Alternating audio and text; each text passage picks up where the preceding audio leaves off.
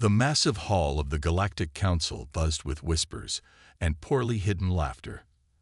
Admiral James Walker stood tall, his weathered face revealing nothing as the alien representatives pointed and snickered at the holographic display of Earth's fleet.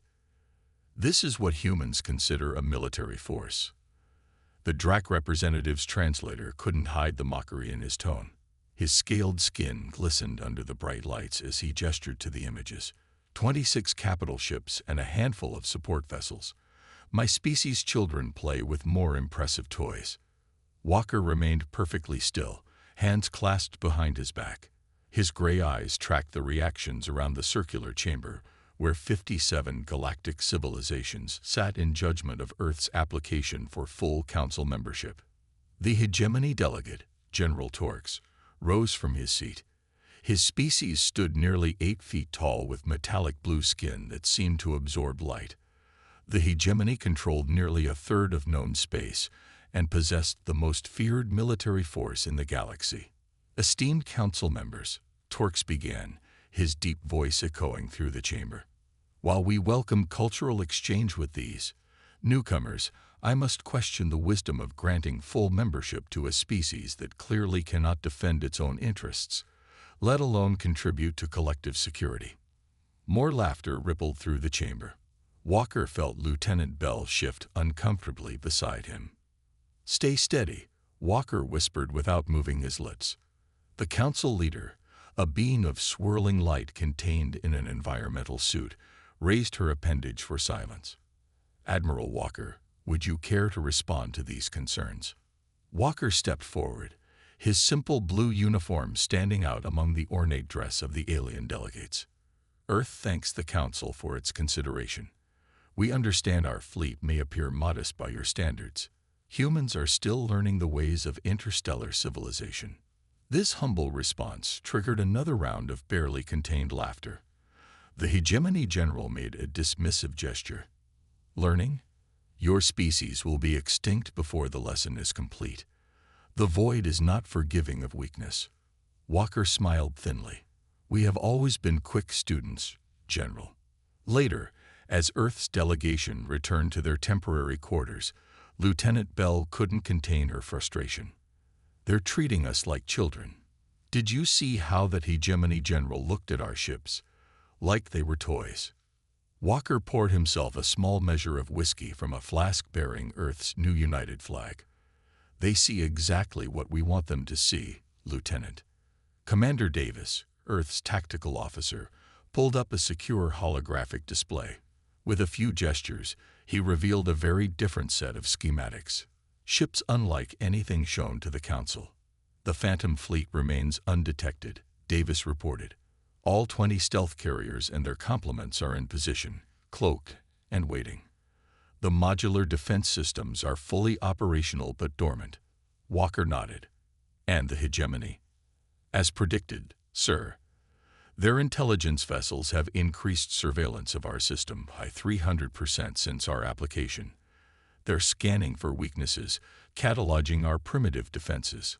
Walker took a sip of his whiskey, studying the real fleet deployments. Humanity had learned long ago that appearing weak often provided the greatest strategic advantage. After centuries of fighting among themselves, humans had perfected the art of deception in warfare. "Let them look," Walker said quietly. "Let them believe what they want to believe." "And if they attack?" Bell asked. Walker's eyes hardened. "Then they'll learn what humans have always known, that the most dangerous predator doesn't show its teeth until it's ready to strike." As night fell on the Council world, intelligence reports indicated the hegemony was already drawing up plans to put the humans in their place. Walker reviewed these reports with a calm that unnerved his younger officers. The galaxy thought Earth's fleet was a joke. Soon enough, they would learn the truth. The Earth delegation's ship hummed quietly as it traveled through hyperspace back toward the Sol system. Admiral Walker stood before the observation window, watching the strange colors of faster-than-light travel swirl around them. "Display secure feed alpha," he commanded. The window transformed into a viewing screen showing what no alien eyes had ever seen. Hidden in the asteroid belts, concealed beneath the moons of Jupiter and Saturn, and scattered throughout cleverly disguised orbital platforms around Earth were the true teeth of humanity's defense force. Lieutenant Bell approached, handing Walker a data tablet. "Latest intelligence from our spies in hegemony space, sir. Their fleet movements suggest they're planning something within the next 30 days. Walker nodded, unsurprised. "They want to make an example of us before any other primitive species get ideas about joining the Council as equals." The screen showed a massive ship unlike the simple vessels presented to the Galactic Council. The Nightshade-class stealth carrier could hold 50 smaller attack craft within its black, radar-absorbing hull. Most importantly, it utilized humanity's greatest military breakthrough, the quantum displacement shield, which bent light and sensor readings around the ship, making it virtually invisible to all known detection methods. Commander Davis joined them, his face serious. "Project Hydra is fully operational, sir. All ships report ready status." Project Hydra represented humanity's unique approach to space warfare. Rather than building massive singular warships like the hegemony, humans had developed modular vessels that could separate or combine as needed, transforming from peaceful-looking trade ships into deadly combat configurations within moments. "Have we identified their probable attack vector?" Walker asked. Davis nodded. "Their psychology is predictable. The hegemony always strikes at what they perceive as the heart. They'll target Earth directly, probably approaching through the Jupiter corridor, where they think our defenses are weakest." Walker smiled slightly. "And that's precisely where Admiral Grant has positioned our Phantom Fleet." Bell looked troubled. "Sir, I don't understand why we maintain this deception. Why not show our true strength and prevent a war altogether?" Walker turned to the young officer. "Humanity learned something important during our bloody history, Lieutenant. When stronger powers know your true capabilities, they don't back down. They escalate. They build bigger weapons, form alliances against you. But if they believe you're harmless until the moment you're not, they walk right into the trap." Davis finished. Walker nodded. "Precisely. The hegemony has conquered 12 species in the last century. Each time, they followed the same pattern: intimidate, isolate, then overwhelm with superior firepower. But they've never faced humans before." On the screen, another image appeared: Earth's AI warfare system named HFY. Unlike the crude targeting computers of other species, HFY had been trained on every battle in human history, every strategy ever devised, and could predict enemy movements with uncanny accuracy. "The hegemony believes technology alone wins wars," Walker said quietly. "But humans know better. We fought with sticks and stones, with bullets and bombs. We understand that warfare is about deception, adaptation, and the unexpected." As they approached Earth, Walker authorized the final preparations. Throughout the solar system, hidden factories increased production of specialized munitions. Training simulations ran day and night, preparing human crews for the coming conflict. The hegemony spies watched Earth's visible fleet conduct basic, almost clumsy-looking drills. They reported back that humans appeared to have no concept of three-dimensional battle tactics, that their weapons were underpowered, and their ships moved in predictable patterns. Walker read these intercepted reports with satisfaction. The trap was baited. "Send word to all commanders," he ordered. "Operation Sleeping Giant is now active. Maintain stealth protocols until my direct command." The greatest military force humanity had ever assembled waited silently in the darkness of space, invisible and patient, ready to reveal the truth about Earth's power when the moment came. The hegemony ambassador's footsteps echoed through the marble hall of Earth's United Government headquarters in Geneva.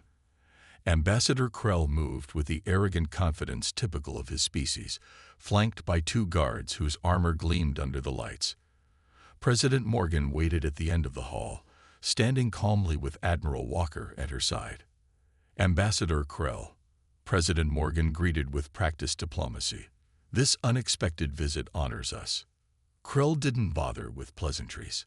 "I bring terms from the Hegemony Council," he announced, his translator converting his clicking language into flat English. "Your species' application to the Galactic Council has been found." Concerning. Walker watched the alien's body language. Though different from human expressions, he had studied hegemony communication patterns enough to recognize the contempt in the ambassador's posture. "Concerning in what way?" President Morgan asked, her voice neutral. Krell gestured, and a holographic document appeared between them. "The hegemony requires certain assurances from developing species. For your protection, of course." The document outlined demands that would effectively make Earth a vassal state: mining rights to asteroids in Earth's system, permission for hegemony military bases on Mars and the Moon, and technology transfer agreements that would give the hegemony access to all human innovations while providing little in return. President Morgan reviewed the document without changing her expression.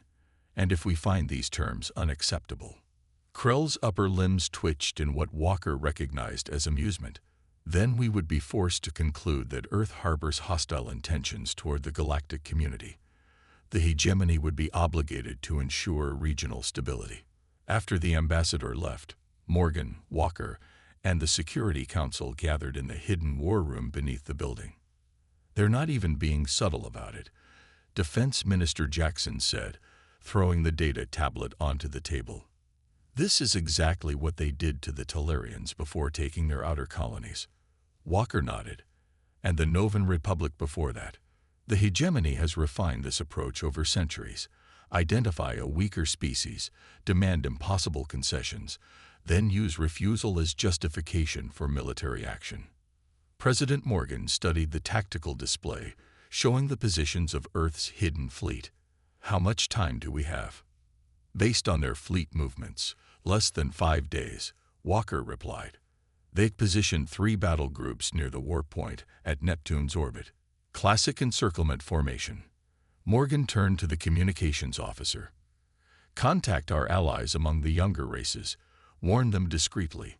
The storm is coming." Over the next 3 days, Earth appeared to panic. The visible fleet conducted erratic maneuvers. Commercial traffic increased as if evacuating valuables, and public broadcasts discussed the hegemony's demands with apparent fear. All of it carefully orchestrated. Behind this facade of confusion, Earth's true preparations moved with precision. The Phantom Fleet silently repositioned according to HFY's predictions of the most likely attack vectors. Stealth satellites deployed throughout the system, ready to provide targeting data the moment hostilities began. On the 4th day, Krell returned. This time, his guards were more numerous, his manner even more condescending. "Your response time has elapsed," he stated without greeting. "The hegemony requires your answer." President Morgan stood tall despite being dwarfed by the alien ambassador. "Earth has considered your proposal carefully, Ambassador Krell." And there was anticipation in the alien's voice. "We must respectfully decline." Krell's upper limbs moved in what humans had learned was their equivalent of a satisfied smile. "Then you leave us no choice. The hegemony must act to secure this sector against potential instability." As the ambassador turned to leave, Admiral Walker stepped forward. "Ambassador, a question if I may." Krell paused, annoyed. "Speak. Has the hegemony ever faced an enemy who was actually waiting for your attack?" The alien made a dismissive sound. "Your primitive fleet poses no challenge, human. We've studied your capabilities thoroughly." Walker smiled slightly. "Have you really?"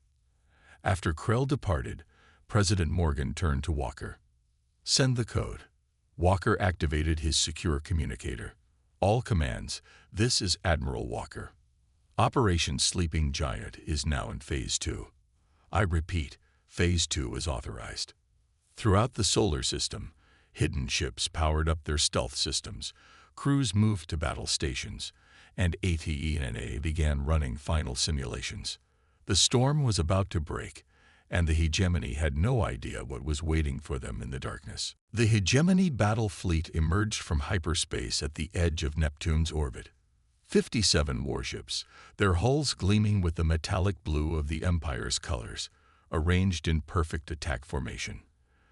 At their center, the massive dreadnought Inevitable Conquest dwarfed all other vessels, its weapons capable of reducing a small moon to rubble. In Earth's Defense Command Center, buried deep beneath the Rocky Mountains, Admiral Walker watched the enemy's arrival on the holographic display. Around him, officers worked with quiet efficiency, no panic in their movements despite the overwhelming force now entering their system. "They're broadcasting on all frequencies, sir," Communications Officer Harper reported. "Standard hegemony intimidation package. Videos of their previous conquests, destruction of civilian targets, the usual." Walker nodded. "Let it play on civilian channels. Keep our military bands silent." On the main screen, Earth's visible defense fleet, the decoy force, moved to intercept the invaders. 26 ships against 57, positioned exactly as expected for a desperate last stand. Hegemony fleet is increasing speed. Tactical Officer Rodriguez announced. "They're deploying attack formations, targeting our moon base first, just as HFY predicted." Walker touched his command console.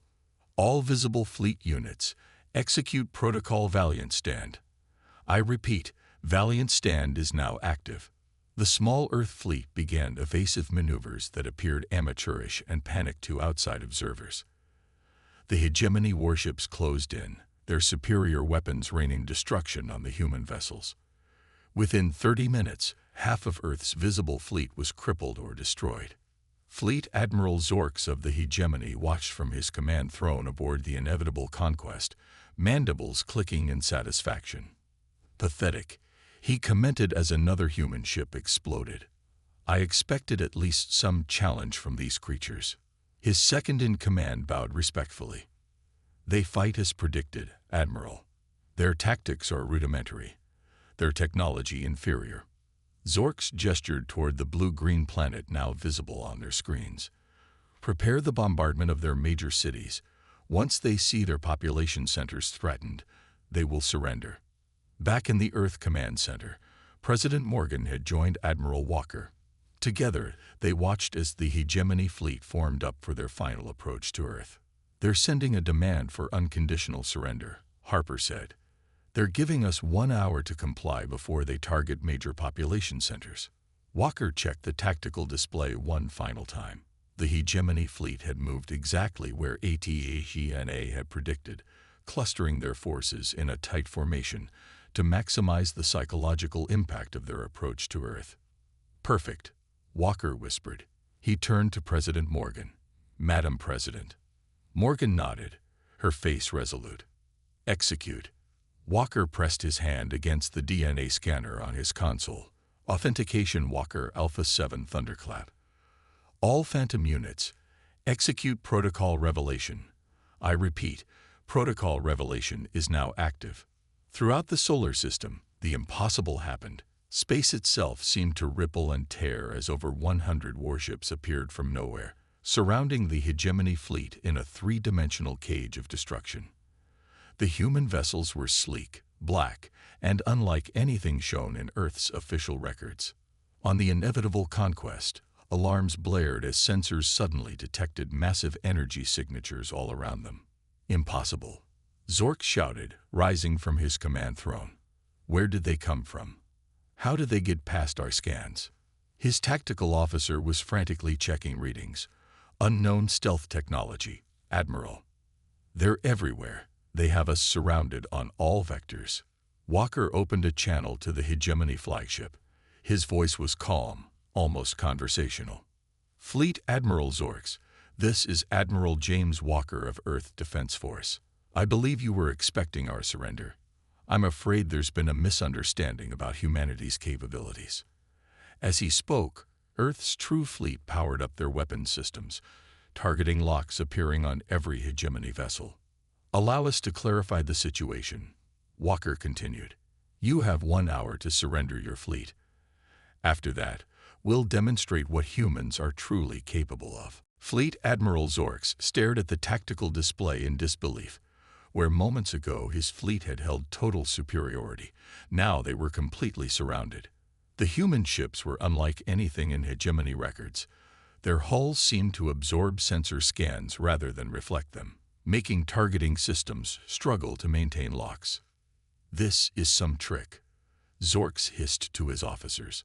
"Some primitive deception. Launch fighters. Target their largest vessel." The hegemony's fighter squadrons poured from the hangar bays of their capital ships, hundreds of sleek attack craft moving in the rigid, perfect formations that had broken the defenses of a dozen worlds. Admiral Walker watched calmly from his flagship, the ESS Deception. Unlike the ostentatious command centers of hegemony vessels, the bridge was practical and compact, designed for efficiency rather than intimidation. "They're deploying fighter screens in standard hegemony attack pattern," Lieutenant Bell reported, "exactly as documented in their engagements with the Tellarians." Walker nodded. "Athena, activate countermeasures. Deploy Hydra units." "Acknowledged," the AI's calm voice responded. "Hydra units deploying." What happened next would be studied in war colleges across the galaxy for centuries to come. The human ships that had appeared small and insignificant suddenly began to change. Hull sections separated, rearranged, and recombined. What had seemed like single vessels split into 5 or 6 smaller craft, each moving with impossible agility. On the hegemony flagship, Zorks' mandibles clicked in shock. "What is happening? What are those ships doing?" His tactical officer's voice shook. "They're changing, Admiral. Reconfiguring somehow. Our targeting systems can't keep up." The human fighters engaged the hegemony squadrons with tactics that made no sense to the alien commanders.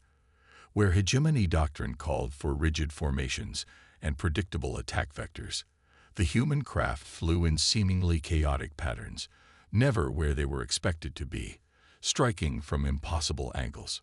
Walker watched as ATGENA coordinated the battle, the AI drawing on thousands of years of human warfare to employ strategies the hegemony had never encountered. "They're using standard hegemony counter-tactics now," Bell observed as the enemy attempted to regroup. Walker nodded. "As expected. Athena, implement Napoleon Gambit."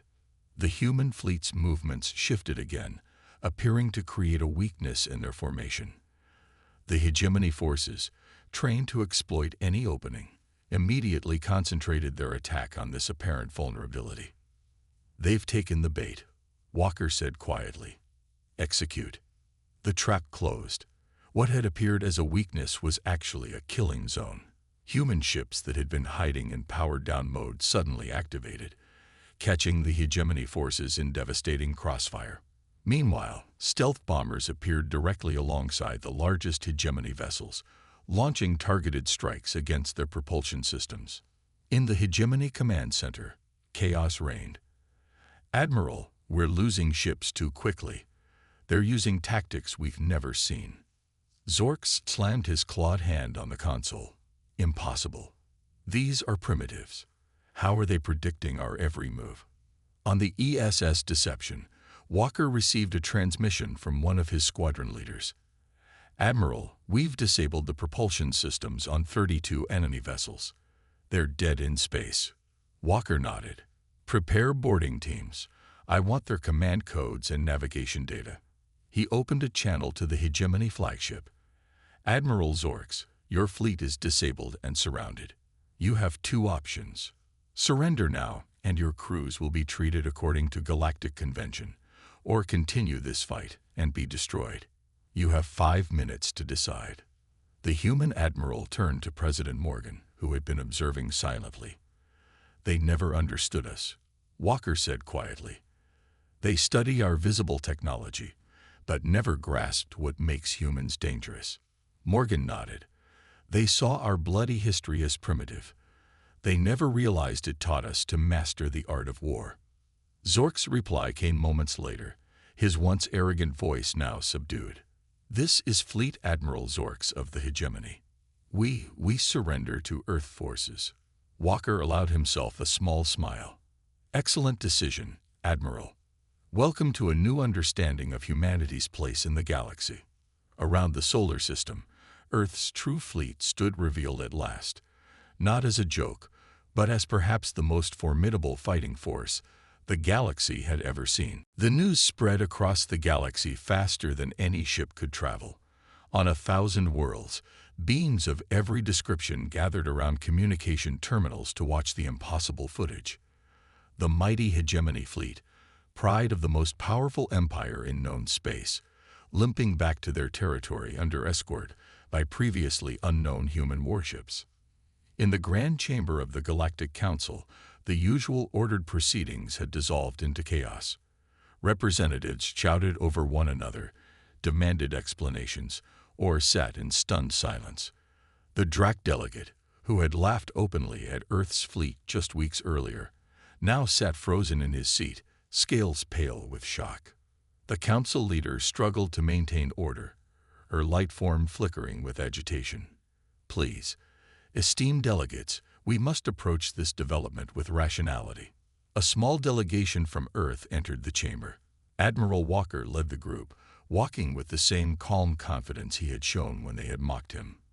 The room fell silent as he approached the central platform. "Greetings, representatives of the Galactic Council," Walker began, his voice carrying easily through the hushed chamber. "Earth thanks you for convening this emergency session." The Tellarian representative, whose species had lost 3 colony worlds to hegemony expansion, leaned forward. "Admiral Walker, is it true? Did your forces truly defeat a hegemony battle fleet?" Walker nodded once. "The hegemony entered Earth space with hostile intent. We defended ourselves. With ships that appeared from nowhere," shouted the Vrex ambassador, "with technology you claimed not to possess." Walker's expression remained neutral. "Earth never claimed anything about our military capabilities. You made assumptions based on what we allowed you to see." Screens around the chamber displayed images of Earth's true fleet: the stealth carriers, the modular Hydra ships, the advanced weapon systems that had neutralized hegemony advantages. "For centuries, humanity fought itself," Walker explained. "We perfected the art of war against our own kind. When we finally united and looked to the stars, we carried those lessons with us, not out of desire for conquest, but understanding that the galaxy might not be as peaceful as we hoped." The council leader's light form stabilized as she considered Walker's words. "What does Earth want now, Admiral?" "Vengeance against the hegemony. Territory. Reparations." Walker shook his head. "Earth wants what it has always wanted: to join the galactic community as equals, to trade, to learn, to share knowledge. But we will not be colonized, exploited, or threatened." As Walker spoke, messages were arriving from across the galaxy. The Novan Republic, whose outer systems had been under hegemony occupation for decades, was reporting that the occupying forces were withdrawing. The Tellarians found hegemony border patrols suddenly respectful of their sovereignty. "Earth offers alliance to any peaceful world," Walker continued. "We have no desire for empire, but we will defend ourselves and assist others who face aggression." After the session, representatives from a dozen younger species approached the Earth delegation. The Tellarian ambassador bowed deeply before Walker. "My government wishes to discuss a mutual defense agreement," he said quietly, "and perhaps training for our fleet officers." Similar requests came from the Novans, the Polarians, and others who had suffered under hegemony expansion. Walker accepted each request with dignity and respect. In a private chamber, the council leader met with Walker alone. "You have changed the balance of power in our galaxy in a single day, Admiral," she said, her light form shifting through concerned patterns. "Some will see this as threatening." Walker nodded. "Change always frightens those who benefited from the old order. But humanity has learned that true security comes not from domination, but from just relationships between equals." As Earth's delegation departed, the other representatives watched with new eyes, some with hope, some with fear, but none with mockery. The joke fleet had vanished, and in its place stood a power that could no longer be ignored or dismissed. Across the stars, the ripples of Earth's victory continued to spread, reshaping the galactic order with each passing day. 6 months after the Battle of Earth, The grand ceremonial hall of the hegemony capital world of Zorax Prime hosted an event few had ever imagined possible. Under the towering crystal dome, representatives from across the galaxy gathered to witness the formal signing of the Earth Hegemony Peace Accord. Admiral Walker, now wearing the formal white uniform of Earth's diplomatic corps, stood before the massive stone table where the document lay. Across from him stood Admiral Cole, who had replaced the disgraced Zorks as leader of the Hegemony Fleet. "The terms are agreeable to the Hegemony Council," Cole stated, his translator conveying the words with none of the arrogance that had once been typical of his species. "All occupied territories will be granted independence or returned to their original governing bodies within 1 standard year." Walker nodded. "Earth will provide oversight for the transition, alongside representatives from the Galactic Council." The two leaders pressed their hands to the document's biometric scanner, making the accord official. Applause filled the hall, though many hegemony officials clapped with stiff reluctance. Later, during the reception, Cole approached Walker at a quiet moment. The hegemony admiral's typically rigid posture seemed slightly more relaxed. "You could have destroyed us," Cole said bluntly. "After we surrendered, your fleet had the capability to press the advantage all the way to our homeworld. Why didn't you?" Walker sipped from a glass of water, studying the alien commander. "Because that's not who we are, Admiral. Humanity doesn't seek to replace one empire with another." Cole's breathing apparatus made a sound like a sigh. "We fundamentally misunderstood your species. We saw your small visible fleet and thought you weak. We assumed your bloody history made you primitive." "A reasonable mistake," Walker said. "Many species who achieve interstellar travel do so after unifying peacefully. They develop weapons as tools of exploration, not conflict. But humans had to overcome their own violent nature before reaching the stars," Walker finished. "We didn't stop building weapons. We just got better at understanding when to use them and when to hide them." Across the reception hall, President Morgan was engaged in conversation with representatives from former hegemony vassal states. New trade agreements were being discussed, cultural exchanges planned. The galaxy was reorganizing itself with surprising speed. "Our military theorists have been studying the Battle of Earth," Cole admitted. "They still cannot comprehend how your ships coordinated so perfectly, how you predicted our every move." Walker smiled slightly. "We've had thousands of years of practice fighting opponents who think exactly like we do. That makes fighting those who think differently relatively simple." "And your HFY system," Cole continued.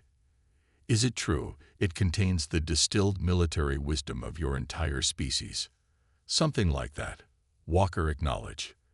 "Though I suspect your analysts are missing the most important factor in our victory."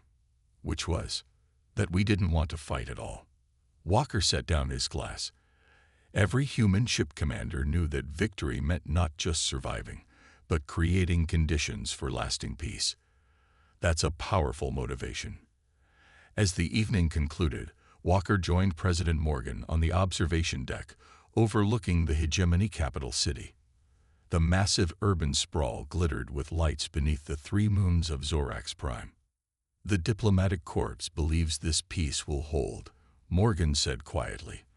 "The hegemony is actually keeping its commitments." Walker nodded. "Nothing motivates good behavior like the knowledge that someone can hold you accountable." Morgan smiled. "A new balance of power. A new understanding." "Yes," Walker agreed. "They thought Earth's fleet was a joke, and that misunderstanding nearly led to war. But perhaps the greater understanding that has come from it will lead to something better." As their shuttle prepared to return them to the Earth diplomatic vessel, Walker took one last look at the hegemony world. Humanity had come to the stars prepared for the worst while hoping for the best.